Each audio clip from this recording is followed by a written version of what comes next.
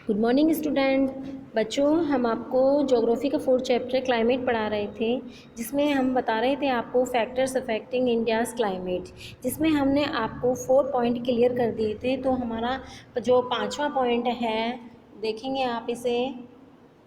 5 point है जो हमारा influence of distance from the sea, यानी कि समुद्र से दूरी का क्या प्रभाव पड़ता है। तो समुद्र की दूरी का जो प्रभाव पड़ता है उसे देखेंगे। In the coastal area of India, the climate is moderate. Most of the part of the southern part is close to the sea. इसमें क्या होता है कि बच्चों,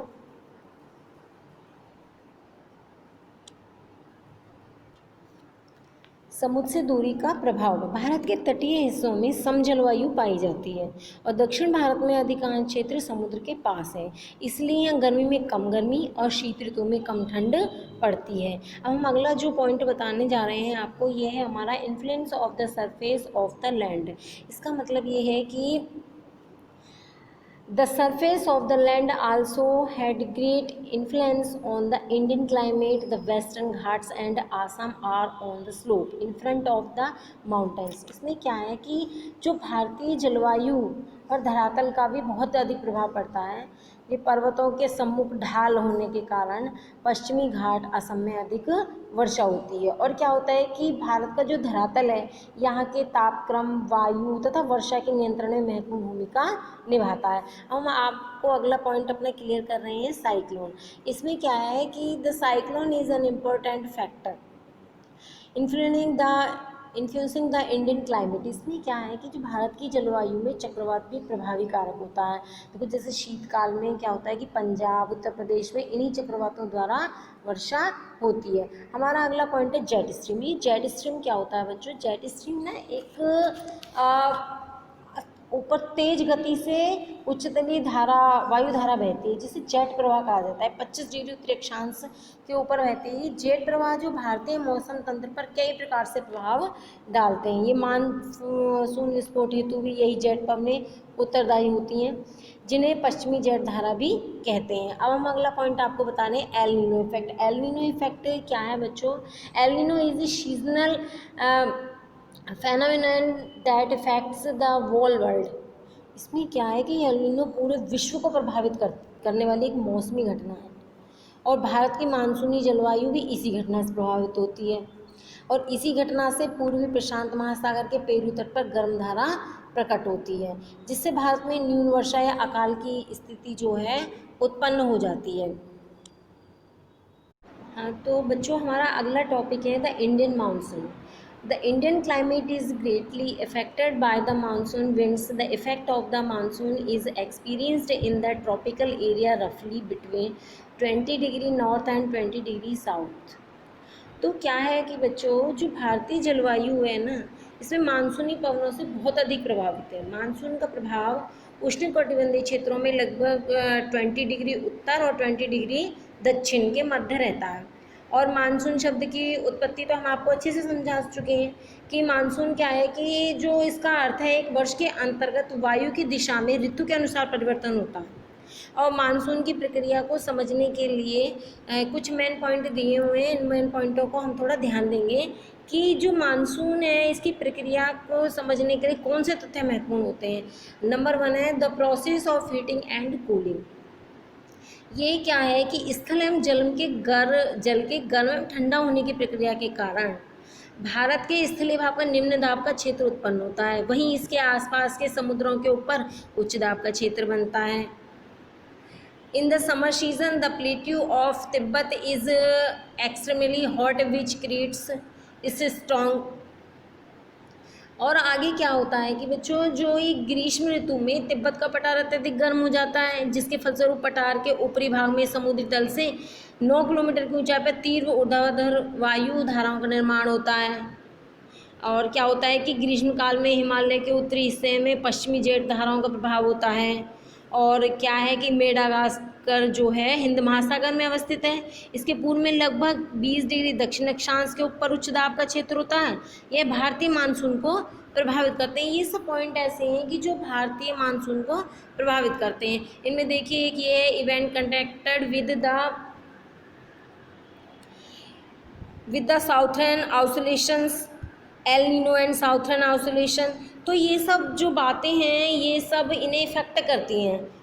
जैसे मानसून के दक्षिण दोलन से संबंध घटनाएं हम आपको बताते हैं कि दक्षिण महासागरों के ऊपर वायु दाब की अवस्थाओं में परिवर्तन जो होता है भारतीय मानसून को प्रभावित करता है। और जो एल नीनो दक्षिण दोलन से जुड़ा एक महत्वपूर्ण लक्षण है। ये क्या है, गर्म समुद्री धाराएं, हम आपको इसके बारे में बता चुके हैं कि इसे तो एल नीनो जो समुद्र की सतह के तापमान को बढ़ा भी देती है और उस क्षेत्र को व्यापारिक पवनों को स्थिर भी कर देती है। अब हमारा अगला पॉइंट जो है बच्चों आपका है the onset of the monsoon and withdrawal. इसमें क्या होता है कि जो मानसून की आगमन एवं वापसी, यानी कि मानसून आता है और जाता है। मानसून की पवनें नियमित नहीं होती हैं, ये बात हम आपको अच्छे से बता चुके हैं। ये विभिन्न वायुमंडलीय अवस्थाओं से प्रभावित होती हैं। इनका समय जून महीने के शुरू में और मध्य सितंबर के अर्थात यानी कि 100 और 120 दिन तक ही होता है। मानसून के आगमन के समय सामान्य वर्षा में अचानक वृद्धि हो जाती है और कई दिनों तक रहती है। और जब कई दिनों तक रहती है और अचानक वृद्धि होती है तो जो क्या है, हम इसे जो बोलते हैं इसे मानसून बर्स्ट कहते हैं, इसे मानसून बर्स्ट कहते हैं। अगला देखिए टॉपिक आपका, इसमें हम समझाने की कोशिश कर रहे हैं आपको। The south west monsoon enters the southern edge of the Indian continent generally in the first week of June after it splits into branches of Arabian Sea branch and Bay of Bengal branch. बताते हैं कि क्या होता है कि बच्चों जो दक्षिण पश्चिमी मानसून जो है सामान्यतः जून के प्रथम सप्ताह में भारतीय महाद्वीप के दक्षिण छोर में प्रवेश करता है। इसके बाद ये दो भागों में अरब सागर और बंगाल की खाड़ी में विभक्त हो जाता है। और एक बात आपको बताते हैं बच्चों कि the withdrawal of monsoon is a gradual process which starts in northwest states in September. By mid-October the monsoon completely withdraw from the peninsular North India। Monsoon की जो प्रक्रिया है ना वापसी की, एक क्रमिक प्रक्रिया है जो भारत के उत्तर पश्चिमी राज्यों में सितंबर महीने में आरंभ हो जाती है और अक्टूबर तक मानसून प्रायद्वीप के उत्तरी भारत में पूरी तरह से पीछे चला जाता है। और देखिए Lakshadweep and Andaman Nicobar island experience the first monsoon rain, इसे थोड़ा ध्यान देंगे बच्चों। This rainfall happens south to north from the last week of April till the first week of May. Lakshadweep और अंडमान एवं निकोबार द्वीप समूह पर मानसून की सबसे पहली वर्षा होती है। ये दक्षिण से उत्तर की ओर अप्रैल के अंतिम सप्ताह से मई के प्रथम सप्ताह तक चलते थे। पता है यहाँ मानसून की वापसी भी दिसंबर के प्रथम सप्ताह से जनवरी के प्रथम सप्ताह तक उत्तर से दक्षिण की ओर होती रहती है। इस समय देश का शेष भाग शीत ऋतु के प्रभाव में होता है। अब हम आपको अगला अपना टॉपिक जो समझाने जा रहे हैं बच्चों, द सीज़न यानी सीजन्स ऋतुओं के बारे में बताएंगे हम आपको कि the man characteristics of monsoon types of climate is its seasonal pattern in a certain area of geographical region, a particular single factors of season। इसमें क्या होता है कि बच्चों जो मानसूनी जलवायु की एक विशिष्टता जो है ना मौसमी प्रतिरूप है।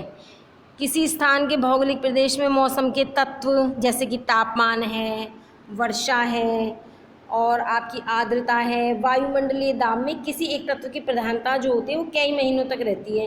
इसी के आधार पर ऋतुओं का निर्धारण होता है। भारत में मुख्यतः 4 प्रकार की ऋतुएं पाई जाती हैं।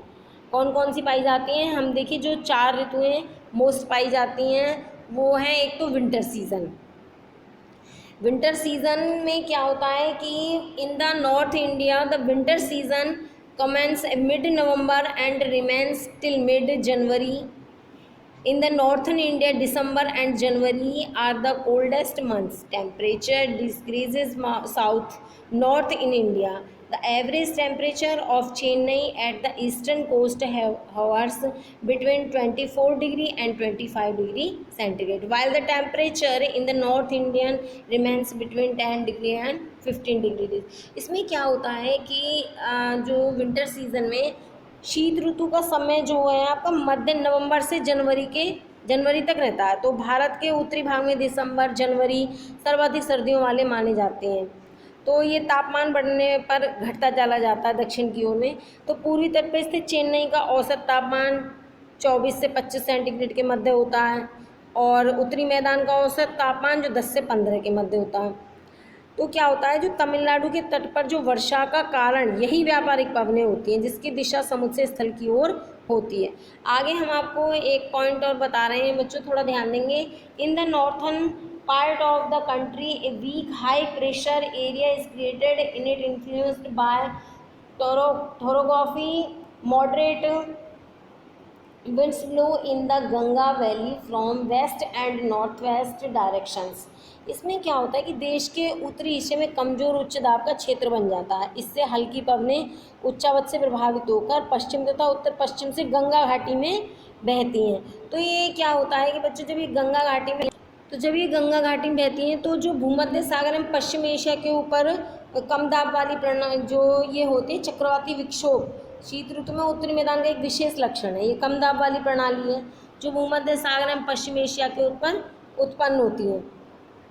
आगे हम आपको बताते हैं कि क्या होता है।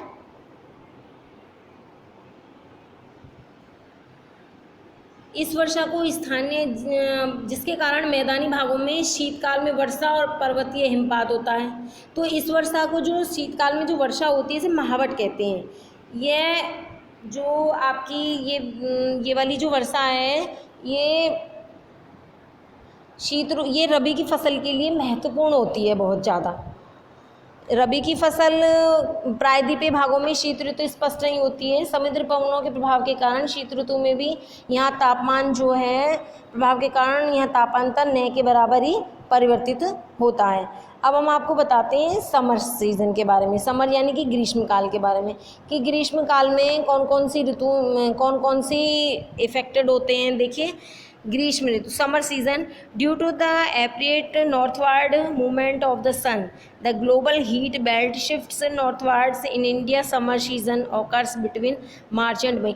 जो गर्मी की ऋतु है ये ग्रीष्म ऋतु का समय मार्च से मई महीने तक होता है और ग्रीष्म ऋतु में देश के उत्तरी हिस्से में तापमान में वृद्धि और वायुदाब में कमी आती है। और इनमें क्या है कि ये जो धूल भरी गर्म और शुष्क पवन चलती हैं उन्हें लू कहते हैं। कभी कभी तेज हवाओं व गरज के साथ मूसलाधार भी बारिश होती है। इसके साथ प्राय हिमवृष्टि भी होती है। तो बैसाख महीने में होने के कारण पश्चिम बंगाल में इसे काल वैसाखी कहा जाता है। और क्या है कि ग्रीष्म ऋतु के अंत में सामान्यतः पूर्व मानसूनी वर्षा होती है जिससे आम जल्दी पक जाते हैं, इस कारण इसे आम्र वर्षा भी कहा जाता है। अगला टॉपिक है हमारा onset of rainy season and monsoon. इसमें क्या है वर्षा ऋतु या मानसून का जो आगमन है उसके बारे में बताया गया है। देखिए आपको बताते हैं बच्चों कि जो ये मानसून का आपका आगमन है ये in the month of June low pressure conditions develop in the north India. It attracts the trade winds of the southern hemisphere. The southeastern winds rise in the subtropical areas of the southern seas because these winds blow over the hot oceans. इसमें क्या होता है कि आप थोड़ा समझने की कोशिश करेंगे, इधर आप थोड़ा समझेंगे। इसमें क्या है बच्चों कि जून महीने में उत्तरी भारत में निम्न दाब की अवस्था उत्पन्न हो जाती है तो दक्षिणी गोलार्ध की व्यापारिक पवनों को अपनी ओर आकर्षित करती है। और क्योंकि ये पवनें गर्म महासागरों के ऊपर से गुजरती हैं इसलिए अपने साथ इस महाद्वीप में बहुत अधिक मात्रा में नमी लाती हैं। ये पवनें तीव्र होती हैं तथा 30 किलोमीटर प्रति घंटे के हिसाब से चलती हैं। उत्तर पूर्वी भाग को छोड़कर मानसूनी पवनें देश के शेष भाग में लगभग 1 माह में ही पहुँच जाती हैं। दक्षिणी पश्चिमी मानसून का भारत में आगमन यहाँ के मौसम को परिवर्तित कर देता है। मौसम के आरंभ में पश्चिम घाट के पवनमुखी भागों में लगभग 250 सेमी से अधिक वर्षा होती है। हम आपको एक बात बताते हैं बच्चों कि the arrival of the south west monsoon brings about a change in weather conditions. In the beginning of season, the winter side of the western Ghats receive about 25 centimeter or more rainfall. The Deccan Plateau and some parts of Madhya Pradesh also receive rainfall after rain shadowed region. आपको एक बात बताते हैं बच्चों की, दक्कन का पठार है मध्य प्रदेश के कुछ भागों में दृष्टि छाया क्षेत्र के पश्चात भी वर्षा हो जाती है। हम आपको अगला टॉपिक अपना बताने जा रहे हैं। In the Indian monsoon there are rainless intervals also, i.e. there is no situation of constant rain। इसमें क्या है, भारतीय मानसून में वर्षा रहित अंतराल भी होते हैं, अर्थात यहाँ लगातार वर्षा जैसी स्थिति नहीं होती है। ये जो वर्षा रहित अंतराल आर्द्र व शुष्क दोनों प्रकार के होते हैं, इस स्थिति को वर्षा में विराम कहा जाता है। क्या कहा जाता है? वर्षा में विराम। तो आगे हम आपको बताने जा रहे हैं बच्चों कि डिस्ट्रीब्यूशंस ऑफ रेनफॉल के बारे में बताएंगे। डिस्ट्रीब्यूशन ऑफ रेनफॉल क्या होता है कि देखिए, डिस्ट्रीब्यूशन ऑफ रेनफॉल के बारे में बताएंगे हम कि क्या है, the geological variety and altitude experience of the India affects the distributions of rainfall in the country. Here we find equal or uneven distributions of rain with reference to parts of the western coast and the north India receive 400 centimetre rainfall annually. हम आपको एक बात बताते हैं बच्चों कि क्या होता है इसमें, जो वर्षा का वितरण है, ये इसको डिस्ट्रीब्यूशन ऑफ रेनफॉल यानी वर्षा का वितरण है। ये क्या है कि भारत की जो भौगोलिक विविधता है एवं अक्षांश विस्तार है, वर्षा के वितरण को प्रभावित करती है। या क्षेत्रीय आधार पर भी वर्षा का असमान वितरण पाया जाता है। मेघालय में तो 400 सेमी से भी अधिक वर्षा होती है, और जबकि राजस्थान है, पंजाब है, हरियाणा है, गुजरात, इनमें 60 सेमी से भी कम होती है।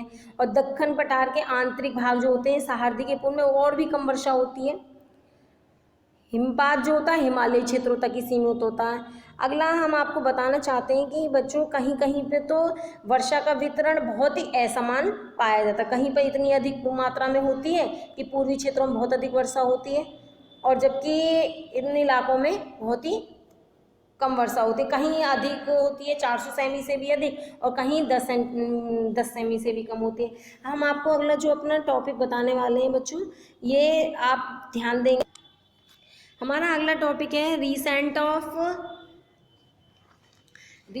हमारा अगला जो टॉपिक हम समझाने के लिए आपको जा रहे हैं, हमारा अगला टॉपिक है रिट्रीट ऑफ मानसून, यानी कि मानसून की वापसी। यानी कि मानसून की वापसी हो रही है। इससे पहले हमने आपको पढ़ाया था कि मानसून का आगमन।